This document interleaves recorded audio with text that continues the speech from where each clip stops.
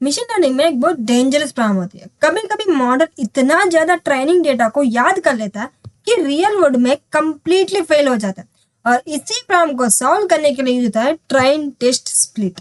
आज हम डीपली समझेंगे ट्राइन टेस्ट स्प्लिट क्या होता है, डेटा को स्प्लिट क्यों करते हैं, मशीन लर्निंग वर्कफ्लो कैसे वर्क करता है, और real world AI systems unseen data पर कैसे इंटेलिजेंट प्रिडिक्शंस देते हैं।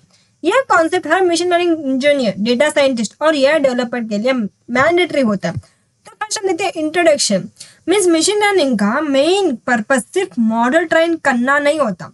रियल गोल होता है मॉडल को इतना इंटेलिजेंट बनाना कि वो नए अनसीन डेटा पर भी करेक्ट प्रिडिक्शन दे सके। अगर कोई मॉडल सिर्फ ट्रेनिंग डेटा को याद कर लेता है तो उसे इंटेलिजेंट मॉडल नहीं बोलते, उसे बोलते हैं मेमोराइज्ड मॉडल, और मेमोराइज्ड मॉडल रियल वर्ल्ड में फेल हो जाते हैं। इसीलिए मशीन लर्निंग में एक बहुत इंपॉर्टेंट कॉन्सेप्ट होता है ट्राइन टेस्ट स्प्लिट। ट्राइन टेस्ट स्प्लिट का मतलब होता है डेटा सेट का अलग अलग पार्ट्स में डिवाइड करना ताकि मॉडल को प्रॉपरली एवेल्युएट किया जा सके। जैसे इमेजिन करो एक स्टूडेंट एग्जाम प्रिपरेशन कर रहा है। अगर स्टूडेंट सिर्फ प्रीवियस ईयर एग्जैक्ट आंसर्स रट लेता है तो सेम क्वेश्चंस आने पर फुल मार्क्स आ जाएंगे।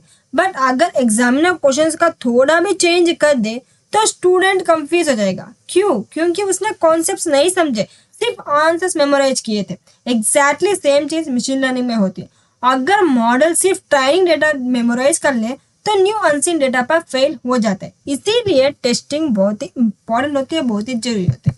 अब हम चलते हैं what is train test split. It means dividing the data set into two parts. One part is used for training the model, another part is used for testing the model. तो ट्राइन test split एक process है जिसमें हम data set को mainly दो parts में divide किया जाता है। पहला पार्ट होता है ट्रेनिंग डेटा, जिसकी हमने देखा। दूसरा पार्ट होता है टेस्टिंग डेटा। ट्रेनिंग डेटा का यूज मॉडल को सीखने के लिए होता है। टेस्टिंग डेटा का यूज मॉडल के इंटेलिजेंस चेक करने के लिए होता है। जैसे training data is equal to learning phase कहा जाता है, testing data is equal to exam phase कहा जाता है। Machine learning algorithms training data से पैटर्न्स लर्न करता है, उसके बाद टेस्टिंग डेटा पर प्रिडिक्शन करता है। अगर टेस्टिंग डेटा पर भी मॉडल करेक्ट आंसर देता है तो इसका मतलब मॉडल ने जेन्युइनली कॉन्सेप्ट लर्न किए हुए। Now we see why splitting data is important. Without splitting data, the model may give fake accuracy. Suppose the model sees all data during training and testing both, then obviously it already knows answers. तो data splitting machine का backbone कहा जाता है। अगर हम पूरा data set training और testing दोनों के लिए यूज करते हैं तो मॉडल ऑलरेडी आंसर्स देख चुका होगा। इसका रिजल्ट क्या होता है कि फेक एक्यूरेसी। मॉडल इंटेलिजेंट नहीं होता, सिर्फ मेमोराइजेशन करता है। जैसे कि एग्जाम्पल मान लो, सपोज एक टीचर एग्जाम से पहले स्टूडेंट का आंसर शीट दिखा दे, ऑब्वियसली स्टूडेंट फुल मार्क्स लाएगा, बट क्या उसने एक्चुअली कॉन्सेप्ट समझे? नहीं। Exactly same problem machine learning में होती है। इसीलिए टेस्टिंग डेटा अनसीन होना चाहिए। टेस्टिंग डेटा मॉडल ने पहले कभी नहीं दिखना चाहिए, तभी रियल परफॉर्मेंस मेजर होती है। अब हम देखते हैं standard ratio of train test split. इसको कैसे यूज किया जाए। जैसे कि जनरली डेटाबेस का 80:20 रेशियो में डिवाइड किया जाता है। 80% डेटा ट्रेनिंग के लिए यूज होता है, 20% डेटा टेस्टिंग के लिए यूज होता है। कभी कभी 70:30, 75:25 या फिर 90:10 रेशियो भी यूज होता है। यह डेटा सेट साइज पर डिपेंड करता है। अगर डेटा सेट बहुत ही बड़ा है तो स्मॉल टेस्टिंग डेटा भी एनफ होता है, बट अगर डेटा सेट स्मॉल है तो प्रॉपर बैलेंस मेंटेन करना इंपॉर्टेंट कहा जाता है। तो why large training data is important. आप सोच रहे होंगे क्यों इतना इम्पोर्टेंट। ट्रेनिंग डेटा ज्यादा होने का मतलब मॉडल का ज्यादा लर्निंग अपॉर्चुनिटीज मिलती है।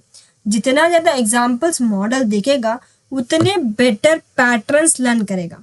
जैसे कि अगर एक चाइल्ड से 5 डॉग्स इमेजेस दिखे तो वो हर एनिमल को डॉग समझ सकता है, बट अगर वो थाउजेंड्स ऑफ एनिमल इमेजेस देखे तो वो इजीली डॉग और कैट डिफरेंस कर लेगा।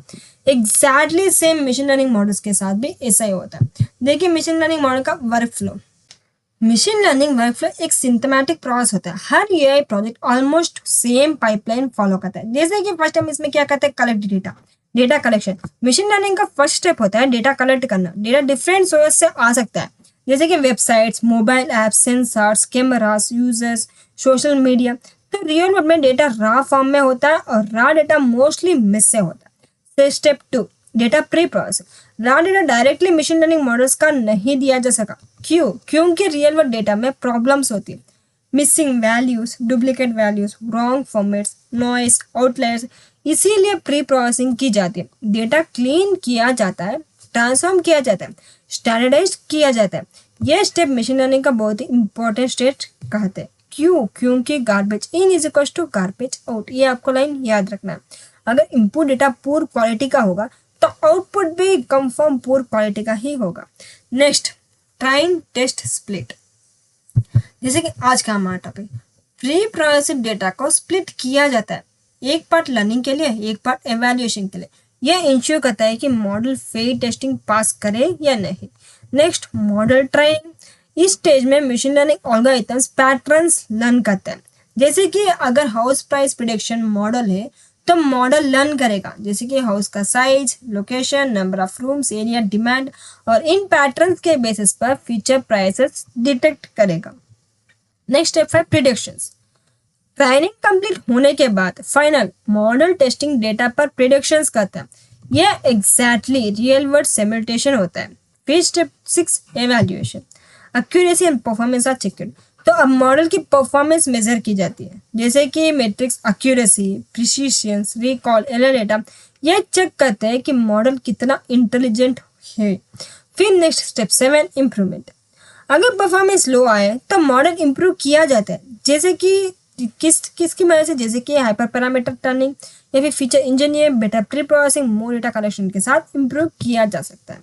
अब आप सोच रहे होंगे ट्राइन टेस्ट स्प्लिट हम ये सब सीख तो लेंगे, लेकिन इसको यूज कैसे करें? उसके लिए पाइथन में हम ट्राइन टेस्ट स्प्लिट फंक्शन यूज करते हैं फ्रॉम scikit-learn।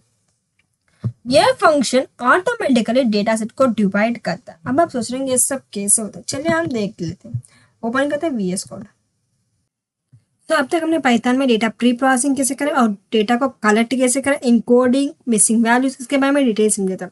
अब चल जाते हैं ट्राइन टेस्ट स्प्लिट। पाइथन में हम ट्राइन टेस्ट स्प्लिट फंक्शन यूज करते हैं फ्रॉम scikit-learn। यह फंक्शन ऑटोमेटिकली डेटा सेट को डिवाइड करता है। अब फंक्शन जैसे कि हम इसमें scikit-learn को इम्पोर्ट करेंगे, scikit-learn मॉडल डॉट में कौन सा मॉडल सिलेक्शन, फिर इसमें से इंपोर्ट करना चाहेंगे ट्राइन टेस्ट स्प्लिट, इसको इंपोर्ट कर दिया। तो ये क्या करता है, ये line ट्राइन test split functions import करती है। उसके बाद हम x को रिप्रेजेंट करेंगे। मीन्स x क्या करता है, x रिप्रेजेंट करता है इनपुट फीचर्स, जैसे कि हाउस की साइज, एज, सैलरी, एक्सपीरियंस।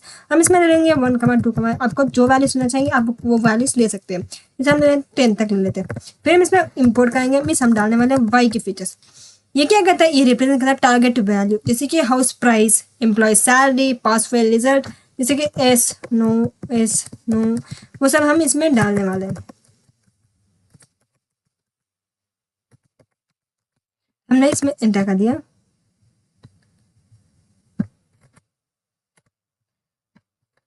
अब इसमें हम कुछ वेरिएबल्स लाएंगे, टेस्ट कामा, देखिए हम इसमें टेस्ट कामा में इसमें लेने वाले ट्राइन, सेम लाइक दिस,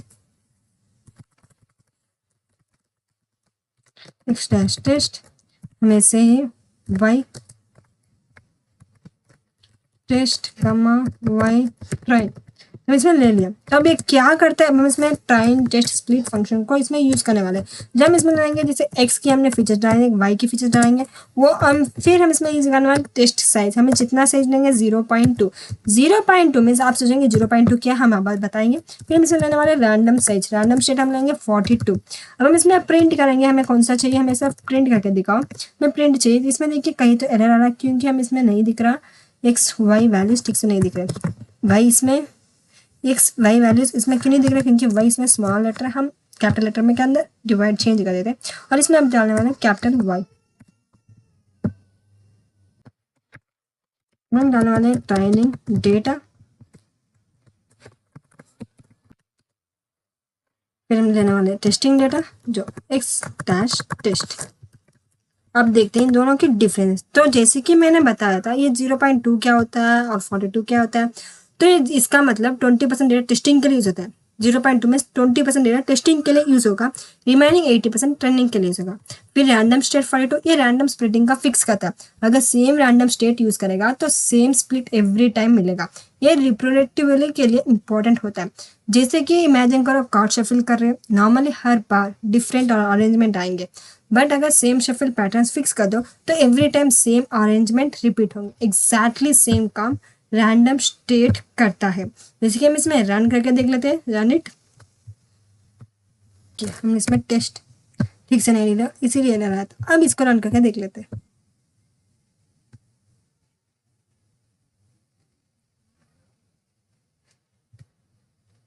तो देखिए अब हमारा डेटा कुछ अलग सा आ चुका, जिसे 5 6 1 8 3 10 5 4 7 9 मीन्स ट्रेनिंग डेटा कुछ अलग, टेस्टिंग डेटा दो अलग।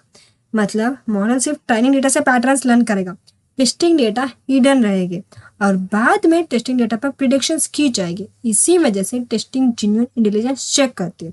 अब जैसे अभी भी आपको समझ नहीं है तो हम विजुअलाइजेशन की वजह से भी हम कर सकते हैं। उसके लिए हम इंपोर्ट करेंगे मैटप्लॉटलिब, मैटप्लॉटलिब से ही हमें ग्राफ विजुअलाइज होंगे और डॉट पाइप्लॉट हम इसमें लेने वाले, एज अलियास का नाम हम पीआईटी दे देंगे। फिर इसमें लेबल्स का इंपोर्ट करेंगे, लेबल्स इस कस्ट हम कुछ भी कौन से भी लेबल्स डालेंगे, जैसे हम इसमें डालने वाले ट्रेनिंग डेटा, फिर हम इसमें लेने वाले हैं टेस्टिंग। जैसे कि हमने लेबल्स ले लिया, अब हम इसमें साइजेस भी डालेंगे। साइजेस इसका हम ले लेंगे, जैसे 80, 20, आप चाहे तो 75 भी ले सकते हैं, आप चाहे तो 90 भी ले सकते हैं, ये आपकी मर्जी। फिर हमें पीएलटी डॉट हमें कौन से साइज में पाई चार्ट के अंदर चाहिए, जहाँ हम लेने वाले हैं साइजेस, फिर हम लेने वाले हैं labels, labels is equal to हम लेंगे लेबल्स, क्योंकि ये लेबल है। फिर हम इसमें इसको हम कितना लेंगे, हम लेने वाले हैं परसेंटेज हम लेंगे, जहाँ 1.11 या फिर 1F%। हम इसके टाइटल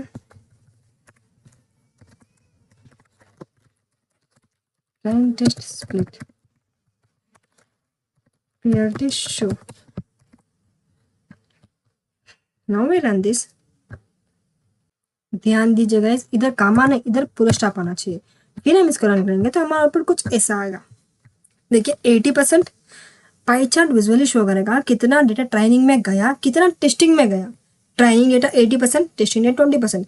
विजुअलाइजेशन कॉन्सेप्ट का फास्ट समझने में हेल्प करता है। जैसे कि हमने इसमें देखते में समझ आता है कितना डेटा सब ट्रेनिंग के लिए यूज हो रहा है और इतना डेटा सब टेस्टिंग के लिए यूज होता है। तो अब आप सोच रहे हैं ये बिग कंपनीज क्यों यूज करती है इस डेटा को, बिग कंपनीज आके यूज क्यों करती है। जैसे कि companies like Google, Amazon, Netflix, Tesla billions of prediction daily perform करती है। अगर ये सिस्टम प्रॉपरली टेस्टेड नहीं होंगे तो ह्यूज लॉस हो सकते हैं, जैसे कि wrong movie recommendations, wrong medical productions, wrong self driving decisions. इसीलिए अनसीन टेस्टिंग डेटा बहुत ही इंपॉर्टेंट होते हैं। अब चलते हैं बिगिनर मिस्टेक्स। जैसे कि सबसे कॉमन मिस्टेक ट्रेनिंग और टेस्टिंग के लिए सेम डेटा यूज करना बिगिनर्स की सबसे कॉमन और डेंजरस मिस्टेक होती है। बहुत स्टूडेंट्स पूरे डेटा सेट मॉडल को ट्रेनिंग के लिए भी देते हैं और टेस्टिंग के लिए भी सेम डेटा यूज कर दे, तो इसका रिजल्ट मॉडल को ऑलरेडी सारे आंसर्स पता होता है। ऑब्वियसली एक्यूरेसी बहुत ही ह्यूज आएगी, बट वो रियल इंटेलिजेंस नहीं होते, वो सिर्फ मेमोराइजेशन होते।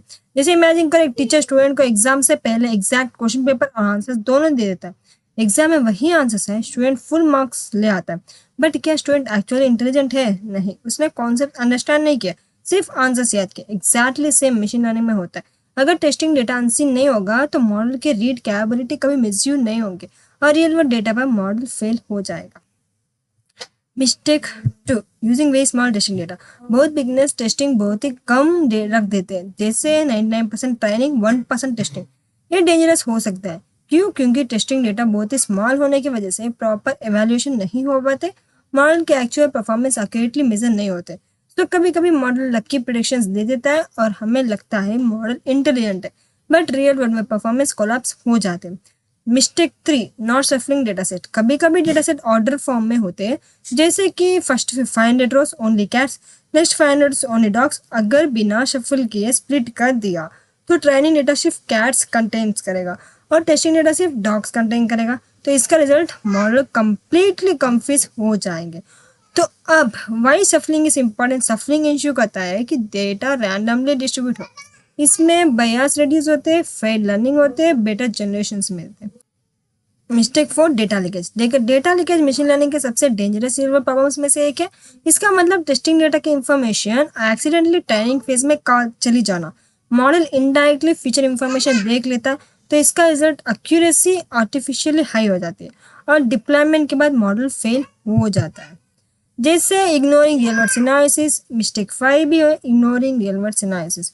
बिगनर्स ऑफन सिर्फ एक्यूरेसी पर फोकस करते हैं, but real world AI systems में डिफरेंट यूजर्स, एनवायरमेंट्स, कंडीशंस सब हैंडल करना पड़ता है।